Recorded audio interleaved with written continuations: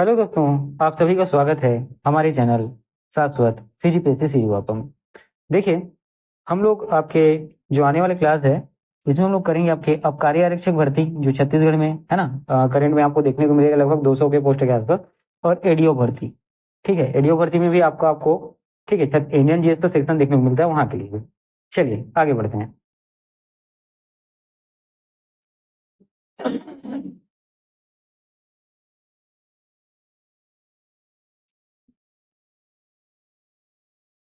देखिएगा, ये आपका प्रश्न है। यहाँ से पूछा गया कि 1925 में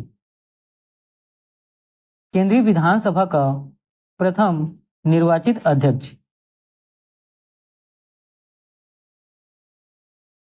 एक मिनट,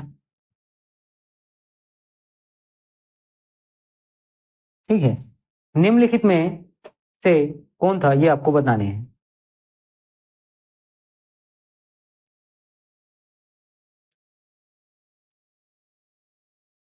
ठीक है, ए सुभाष चंद्र बोस, बी विठल भाई पटेल, सी मोतीलाल नेहरू और डी भगत सिंह।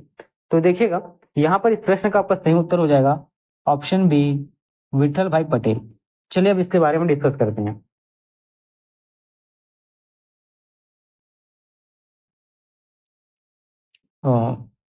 ठीक है, देखिए इस प्रश्न का जो सही उत्तर होगा ये हो जाएगा आपका ऑप्शन बी विठल भाई पटेल। ठीक है, तो विठल भाई पटेल जी के बारे में क्या याद रखना है, ये क्या तो पहले तो भारतीय राजनीतिक नेता थे। ठीक है, भारतीय याद रखना है आपको, राजनीतिक नेता थे। ठीक है, साथ ही आपको याद रखना है कि ये स्वराज पार्टी के संस्थापक भी थे। ठीक, स्वराज पार्टी के संस्थापक,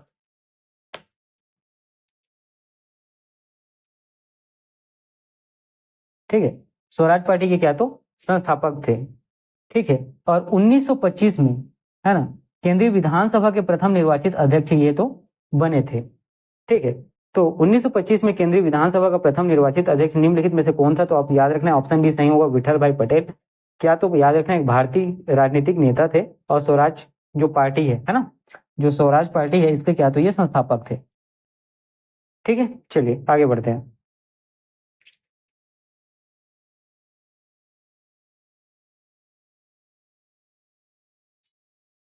देखिएगा, ये आपका अगला प्रश्न है।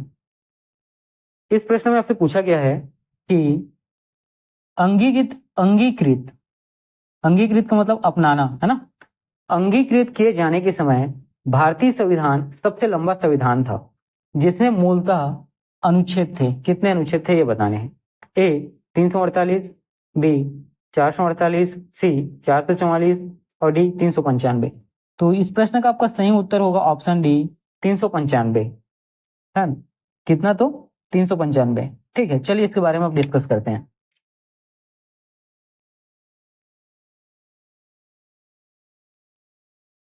देखिएगा, तो याद रखना है कि हमारा जो भारतीय संविधान है ना, हमारा जो भारतीय संविधान है, ठीक, ये पारित कब किया गया था, तो को डेट आपको याद रखना है 26 नवंबर 1949 को।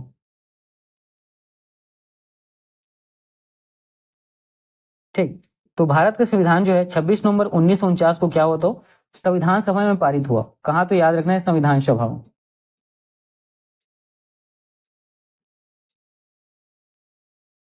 और इसे याद रखना है 26 जनवरी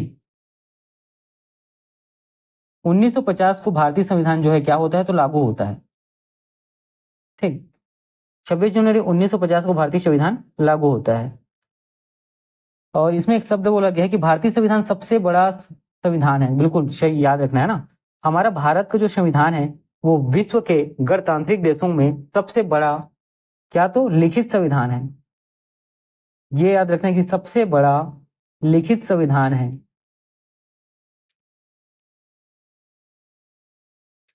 ठीक है, अब जब ये लागू हो गया तो लागू होने के बाद मतलब कहने का मतलब क्या कि निर्माण के समय, ठीक, निर्माण के समय आप देख पाएंगे कुल कितने अनुच्छेद थे, तो याद रखना है हमारे भारतीय संविधान में जब लागू हुआ तो 395 अनुच्छेद थे। ठीक है। साथ ही अनुसूची की संख्या अगर आपसे पूछी जाए, है ना, निर्माण के समय या लागू होने के समय, तो याद रखना है आपको 8 अनुसूचियां थी। कितनी? तो 8। अगर आपसे अगर पूछा जाए कि कितने भाग में भारतीय संविधान को रखा गया था, तो याद रखिएगा या विभाजित किया गया था, तो 22 भागों में। कितने? तो 22 भागों में। ठीक है, तो इस प्रश्न का सही उत्तर आपको मिल गया ऑप्शन डी। चलिए आगे बढ़ें। देखिए आपका अगला प्रश्न है।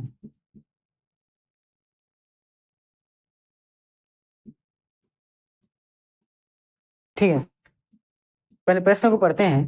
भारतीय संविधान की एकात्मक विशेषताओं के संबंध में इनमें से कौन सा गलत है, ये आपको बताना है।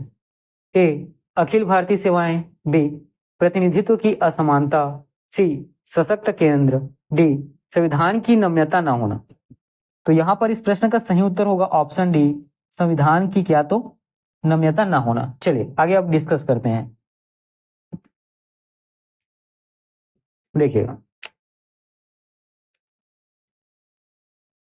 तो भारतीय संविधान की एकात्मक विशेषताओं में मैं कुछ बिंदुओं को बताता हूं। ठीक है, जैसे कि यहाँ पे सबसे पहले देखते हैं अखिल भारतीय सेवाएं। ये हमारे अनुच्छेद, ठीक, हमारे संविधान के अनुच्छेद 312 में इसके बारे में बताया गया है। उसी प्रकार प्रतिनिधित्व की असमानता, ये आपको देखने को मिलता है अनुसूची 4 में। ठीक है, कहाँ देखने को मिलता है? तो अनुसूची 4 में इसके बारे में बताया गया है। विशेषकर कहाँ? तो याद रखिएगा राज्यसभा में। कहाँ? तो याद रखना है आपको राज्यसभा में। उसी प्रकार सशक्त केंद्र, इसके बारे में भी डिस्कस किया गया है।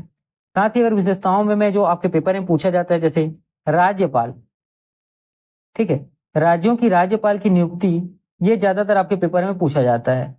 तो ये कहाँ है? तो याद रखिएगा अनुच्छेद 155 में, इसके बारे में बताया गया अनुच्छेद 155 में। साथ ही राज्य सूची पर, जैसे यहाँ पे सशक्त केंद्र दिया है, इसी के अंतर्गत आपको देखने को मिलता है राज्य सूची पर। ठीक है, केंद्र के कानून बनाने का जो अधिकार है, ये आपके दिया गया है अनुच्छेद 249 में। ये कहाँ दिया गया? तो अनुच्छेद 249 में। साथ ही कुछ आपातकालीन, है ना, इमरजेंसी प्रावधान भी हमारे संविधान में क्या है? तो तय किए गए हैं। ये कहाँ आपको देखने को मिलता है? तो याद रखिए अनुच्छेद 352 से 360 में। ये आपके पेपर में पूछा जाता है ना, अनुच्छेद 352 से 360 में आपको देखने को मिलता है। उसी प्रकार यहाँ पे क्या लिखा है? संविधान की नम्यता न होना, बल्कि ये क्या है? तो हमारा भारत का संविधान जो है, न तो अधिक लचीला, न ही अधिक नम्य है, और न ही अधिक कठोर। ठीक है, ये क्या होता है? हमारे संविधान जो है, इन दोनों का मिला जुला रूप है। ठीक है, तो चलिए इस प्रश्न के बारे में इतना ही, आगे बढ़ते हैं।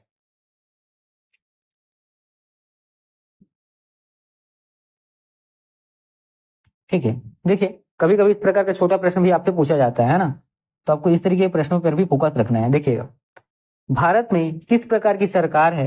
मैं एक्चुअल में, देखिए ये प्रश्न को मैं इसलिए लाया हूँ कि ताकि आपका कॉन्सेप्ट जो है वो क्लियर हो, है ना। भारत में जो सरकार बनी है, उसका प्रकार क्या है, ये आपसे प्रश्न में पूछा गया है।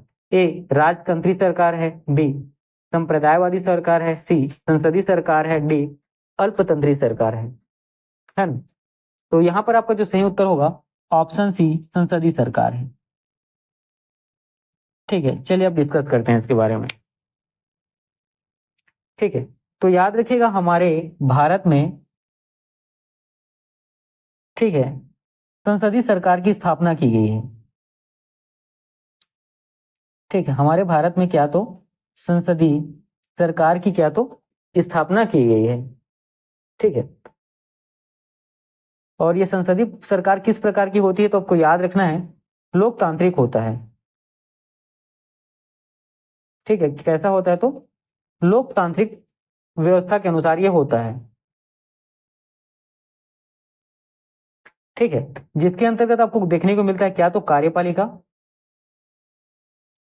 ठीक है, कार्यपालिका, शासन प्रशासन देखने को आपको मिलता है।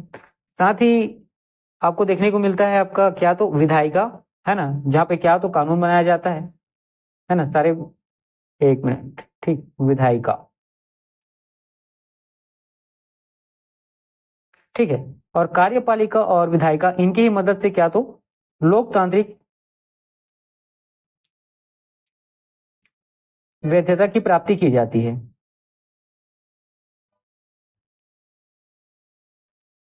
ठीक है, अब यहाँ पर आप देख पाएंगे ठीक है, अब आपको क्या याद रखना है, जैसे कार्यपालिका और विधायिका, ठीक है, दोनों एक दूसरे से परस्पर संबंधित होते हैं, है ना। दोनों एक दूसरे से क्या तो याद रखना है, परस्पर संबंधित होते हैं। और आपको ये याद रखना है, सबसे इंपॉर्टेंट है कि कार्यपालिका जो है विधायिका के प्रति उत्तरदायी होता है। ये कार्यपालिका जो है किसके प्रति, तो विधायिका, विधायिका, हाँ ठीक है, मतलब संसद हो गया, ये क्या करते हैं, कानून बनाते हैं, है ना, और उसी कानून को लागू कार्यपालिका के माध्यम से कराया जाता है। तो कार्यपालिका जो है, विधायिका जो कानून बनाया जाता है उसको लागू करने के लिए क्या होता है, तो उत्तरदायी होता है। बस सिंपल सा है, ठीक है। इतनी चीजें हुई, चलिए आगे बढ़ते हैं। देखिएगा, ये आपका अगला प्रश्न है। ठीक, अब यहाँ पर आपसे प्रश्न पूछा गया कि निम्नलिखित में से किसे भारत में सरकार के संघीय स्वरूप का परिणाम कहा जा सकता है। ठीक, इतनी चीजें क्लियर हुई। ए, राज्य के साथ साथ अन्य व्यक्तियों के विरुद्ध व्यक्तियों के अधिकारी, ठीक है। बी, सरकार के 3 अंग, विधायिका, कार्यपालिका और न्यायपालिका। सी, प्रधानमंत्री की अध्यक्षता वाली मंत्रिपरिषद। डी, बहुस्तरीय सरकारी संघ, राज्य और स्थानीय। तो देखिए, इस प्रश्न का जो सही उत्तर होगा ऑप्शन डी, बहुस्तरीय सरकारी संघ, राज्य और स्थानीय। ठीक है, इतनी चीजें क्लियर हुई। चलिए अब आगे बढ़ते हैं। देखिएगा, देखिएगा, समझिए। तो हमारा जो भारतीय संविधान है उसका जो प्रथम अनुच्छेद के बारे में मैं थोड़ा सा आपसे बात करता हूं।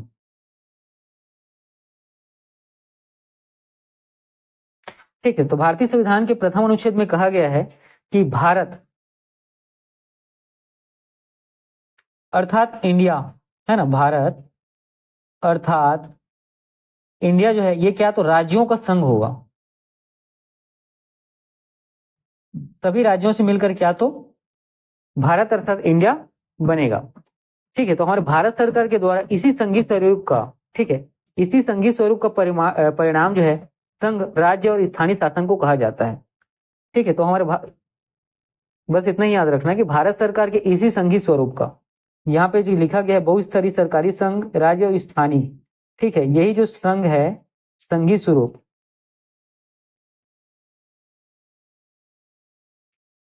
इसी का परिणाम क्या होता है आपका, संघ, राज्य और स्थानीय शासन।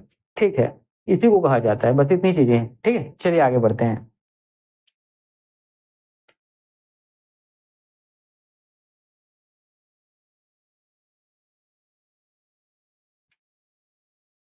देखिएगा, ये आपका अगला प्रश्न है। ठीक, यहाँ आपसे पूछा गया है कि भारतीय संविधान की संघीय व्यवस्था के संबंध में इनमें से कौन सी विशेषता नहीं है, ये आपको बताने हैं। ठीक है, ए, संसद के निम्न सदन में राज्यों का समान प्रतिनिधित्व। डी, द्वैत शासन। सी, संसद के उच्च सदन में सभी राज्यों का समान प्रतिनिधित्व। डी, दोहरी व्यवस्था। तो देखिएगा, इसका जो सही उत्तर होगा विशेषता में नहीं तो द्वैत शासन। ठीक है, चलिए इसके बारे में मैं कुछ चीजों के बारे में आपसे डिस्कस करता हूँ। तो यहाँ पर सबसे पहले तो आपको याद रखने हैं, ठीक है, हमारी विशेषताओं के बारे में। तो विशेषताओं में आपको देखने को मिलता है क्या, तो यहाँ पर ये आपको याद रखना है, दोहरी नागरिक, एक मिनट, कौन सी विशेषता सही है ना, तो सही है द्वैत शासन सही है, मैंने विशेषता सही नहीं ये बोल दिया था ना। तो याद रखिएगा, द्वैत शासन बिल्कुल सही है। दोहरी नागरिकता हमारे देश में नहीं है, ये भला बिल्कुल गलत है।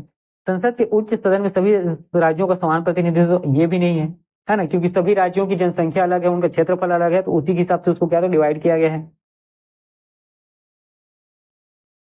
ठीक है, उसी संसद के निम्न सदन में राज्यों का समान प्रतिनिधित्व होगा। ठीक है, तो इस प्रश्न का जो सही उत्तर होगा ऑप्शन बी, द्वैत शासन सही हो जाएगा। देखिएगा, अगर इसमें विशेषता में बात की जाएगी, संविधान ही सर्वोच्च है। सबसे पहले क्या याद रखना है कि हमारा संविधान ही क्या है तो सर्वोच्च है। ठीक है, जितने भी नियम कानून बनाए जाएंगे सब संविधान के अनुसार ही बनाए जाएंगे और उसी के तहत जो है क्या तो लागू होगा। ठीक है, और इसी संविधान के तहत केंद्र और राज्य सरकारों में क्या तो शक्ति और अलग गतिविधियों को लेकर बंटवारा किया गया है ना। केंद्र और राज्य सरकार के बीच शक्ति और कार्यों को क्या तो बंटवारा किया गया है। साथ ही हमारे संविधान का जो कानून है ना, और संविधान की जो प्रमुख वक्तव्य है वो लिखित है, और साथ ही किस प्रकार का है तो याद रखिएगा, कठोर और नम्र का, ठीक, कठोर और नम्र का मिला जुला रूप आपको देखने को मिलता है।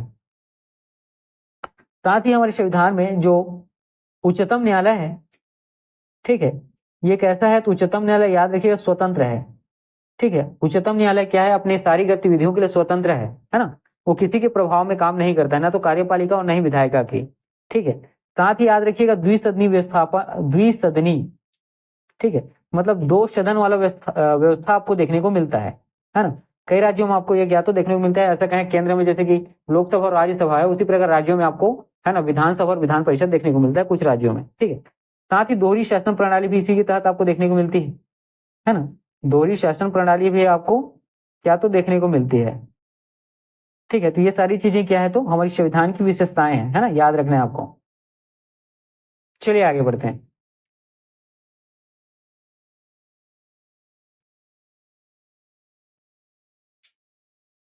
देखिए यहाँ पे भारतीय संविधान में कितने देशों से विशेषताएं ली गई हैं। तो हमारा जो संविधान है वह कितने देशों से, है ना, कितने देशों के संविधान से उन बातों को हमारे संविधान में शामिल किया गया है। बेसिकली आपका प्रश्न इस प्रकार का है। तो A13, B6, C7, D10। तो याद रखिएगा यहाँ आपका जो प्रश्न का सही उत्तर होगा ऑप्शन D10, ये आपका सही उत्तर हो जाएगा, ठीक है। अब चलिए डिस्कस करते हैं आगे की चीजों के बारे में, ठीक है। तो याद रखिएगा हमारे भारतीय संविधान में जो विशेषताएं शामिल है वो कितने तो 10 देशों से शामिल किया गया है, ठीक है। कितने तो 10 देशों से, और वो देश का नाम याद रखना है। सबसे पहले तो USA, जिसको आप क्या बोलते हैं? यूनाइटेड स्टेट ऑफ अमेरिका, मतलब संयुक्त राज्य अमेरिका, ठीक है, पहला देश हो गया। दूसरा नाम मैं आपको बताता हूँ, ये हो जाएगा आपका ब्रिटेन, मान लें, ठीक है, दूसरा ब्रिटेन हो गया। तीसरा आपको याद रखना है आयरलैंड, ठीक है, यहाँ के संविधान की विशेषताओं को शामिल किया गया है, बातों को शामिल किया गया है। चौथा आप यहाँ पे ले सकते हैं फ्रांस, है ना। पांचवा आप यहाँ पे ले सकते हैं जर्मनी। छठवा है आपका ऑस्ट्रेलिया।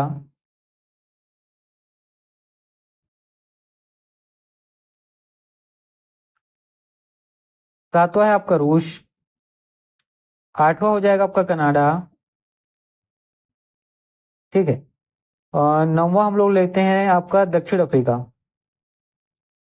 और एक देश और है 10वां, ये होगा आपका जापान, है ना, जापान। तो इन सभी देशों की जो संविधान की कुछ विशेष विशेष बातें थी जिनको भारतीय संविधान में भी क्या तो शामिल किया गया है, ठीक है।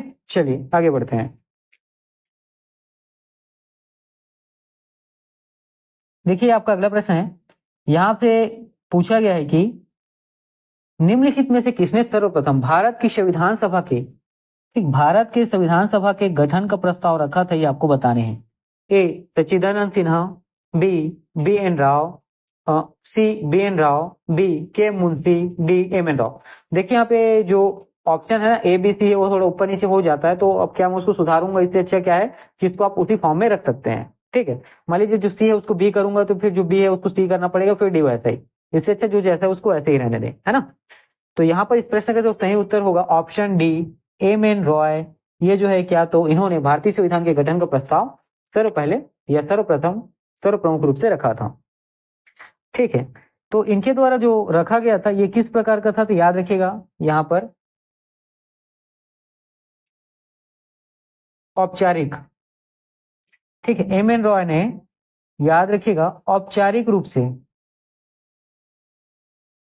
ठीक है, भारतीय संविधान के लिए संविधान सभा का क्या तो गठन का प्रस्ताव रखा था। कब रखा था? तो याद रखिएगा 1934 में। डेट याद रखना है आपको, 1934 में। इसके पहले आपको देखने को मिलता है कि 31 दिसंबर 1929 को, ठीक है, इसके बारे में और डिस्कस करते हैं। याद रखिएगा पंडित जवाहरलाल नेहरू जी के द्वारा, ठीक है, पंडित जवाहरलाल नेहरू जी के द्वारा लाहौर अधिवेशन में, कहा तो यहां भी आपको याद रखना है लाहौर, ठीक है, लाहौर अधिवेशन में संविधान सभा के बारे में क्या तो जिक्र किया गया था, ठीक। इसके पहले 31 दिसंबर 1929 को पंडित जवाहरलाल नेहरू जी द्वारा लाहौर के अधिवेशन के दौरान संविधान सभा के बारे में जिक्र किया गया था। साथ ही आपको याद रखना है 1942 में आप क्या देख पाते हैं? क्रिप्स मिशन के बारे में आप लोगों ने सुना होगा, ठीक है। 1942 में आपको देख पाएंगे कि क्रिप्स मिशन ये जो है ठीक है, संविधान सभा के गठन के लिए ही, ठीक है, संविधान सभा के गठन के लिए ही क्रिप्स मिशन को क्या तो बनाया गया था। ठीक है, तो 1942 में क्रिप्स मिशन क्या करता है, भारत आता है। किस लिए आता है, तो संविधान सभा के गठन की बात को, ठीक है, पूरी तरीके से क्या करने के, मतलब सिंपल से समझिए, 1942 में क्रिप्स मिशन बनाया गया किस लिए, तो संविधान सभा के गठन, ठीक है, संविधान सभा के गठन के लिए और संविधान सभा के लिए जो मांगे, जो बातें की गई थी उसको क्या तो स्वीकार कराने के लिए। ठीक, इसके बाद 1946 में आपको क्या देखने को मिलता है कि संविधान सभा के गठन के लिए, ठीक है, कैबिनेट मिशन का प्रस्ताव जो है, क्या तो कैबिनेट मिशन का प्रस्ताव आपको देखने को मिलता है। ठीक है, ये प्रश्न पूछा जाता है कि 1942 में क्रिप्स मिशन भारत आया था, 1946 में कौन सा, तो आपको याद रखना है कैबिनेट मिशन भारत आया था, किस लिए, तो संविधान सभा के गठन के प्रस्ताव के लिए। तो सारी चीजें जो है संविधान सभा के गठन के प्रस्ताव से संबंधित है। ठीक है, चलिए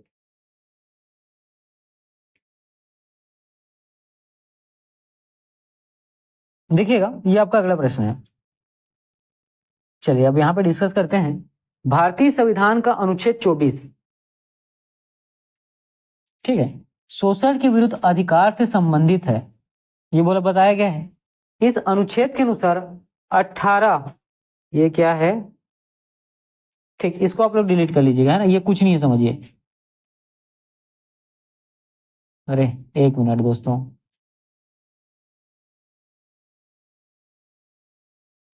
ठीक, अब ठीक हुआ, देखिएगा,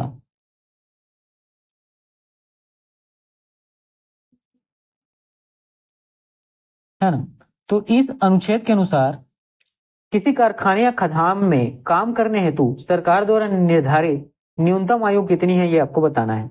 ए 16 वर्ष, सी 18 वर्ष, बी 14 वर्ष और डी 24 वर्ष। तो इस प्रश्न के अनुसार इसका सही उत्तर होगा ऑप्शन बी 14 वर्ष। ठीक है, चलिए अब देखते हैं, देखिएगा भारतीय संविधान का अनुच्छेद 24 जो है क्या कहता है, शोषण के विरुद्ध जो अधिकार हमें मिले हैं या संविधान के द्वारा दिया गया है उसके बारे में ये हमें क्या करता है, तो बताता है। और इसी अनुच्छेद 24 के अनुसार ही, ठीक है, संविधान में जो बात बोला गया उसमें बोला गया है कि किसी कारखाने या खदान, किसी कारखाने या खदान में काम करने की, ठीक है, जो न्यूनतम आयु है, जो सबसे कम आयु है वो कितना है, तो 14 वर्ष निर्धारित किया गया है। ठीक है, लेकिन याद रखना अगर वो, है ना, खतरनाक जगह नहीं है, जैसे कारखाने और खदान नहीं है, ठीक है, तो उसको छोड़कर कोई ऐसा जगह है जिसमें, ठीक है, व्यक्ति को किसी भी प्रकार का नुकसान, चाहे वह गैर जोखिम युक्त कार्य हो, है ना, या किसी भी प्रकार का, मतलब इससे जान से संबंधित, है ना, तो वो काम को 14 वर्ष के पहले भी किया जा सकता है। साथ ही बाल श्रम से संबंधित, है ना, याद रखना है, इसके साथ ही बाल श्रम से संबंधित कुछ कानून बने हैं जिसके बारे में देखते हैं। तो बाल श्रम अधिनियम,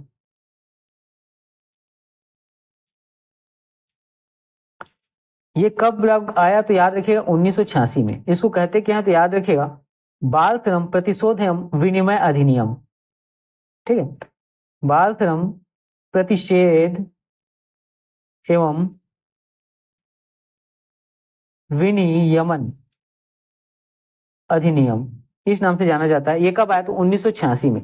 और किस लिए, तो याद रखिएगा जो, ठीक है, 14 वर्ष से कम उम्र के बच्चे होते हैं या जो बालक होते हैं, है ना, उनको अगर किसी कारखाने या खतरनाक जगह पे काम कराया जाता है जहां उसके जान का खतरा होता है, तो उसी के, ठीक है, विरुद्ध में जो कानून बनाया गया है वो क्या है, तो बाल श्रम अधिनियम 1986, जिसको बाल श्रम प्रतिषेध एवं विनियम अधिनियम कहते हैं। ठीक है, ये इसका क्या है, तो महत्वपूर्ण कानून है, याद रखना है ना, बाल श्रम से संबंधित महत्वपूर्ण कानून है। ठीक है, चलिए देखते हैं आगे।